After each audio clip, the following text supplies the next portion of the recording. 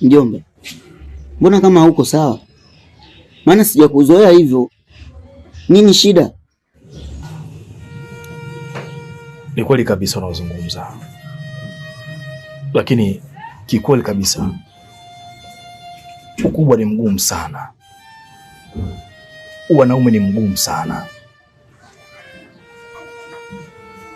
Kwa muda huu pasi kufahamu ambao unanisibu, kwa sababu nikwambia ambao unanisibu kupitia moyoni mwangu ni sawa sawa na kusababisha kubeba matofali ambayo wewe kwako itakuwa ni shida.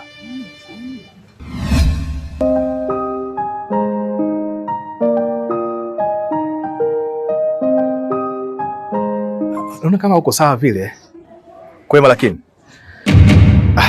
sawa. Anyway, tuachane na hayo Sophie. Ila kikweli Sophie, naumia sana kwa ajili yako. Nakupenda na niko serious. Lengo langu sio kukuchezea Sophie.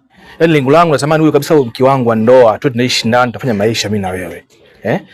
Niambie basi, hilo jibu langu tulipata lini mama? Kila siku unakaa nasubiria tu majibu mpaka lini? Nihurumie mwezio. Niambie basi, niambie kitu basi.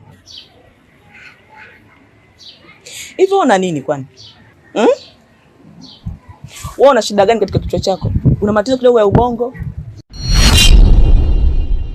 Kivipi tena jamani? Mara ngapi unanifuatilia na sikujibu chochote? Ina maana shina kujiongeza kwa mimi sikutaki? Alafu kingine, wewe mimi sio vitu vyangu.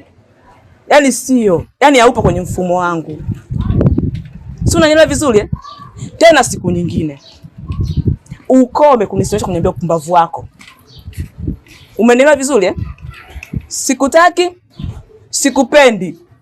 Usije ukakaa ukafikia hata siku moja ngakwambia mimi neno nakupenda katika huu mdomo wangu. Umenielewa wewe?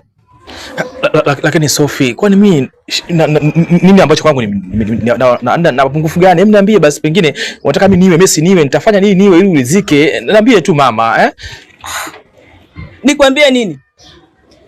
Nikwambie nini?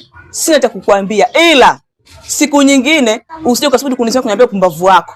Tena unikome.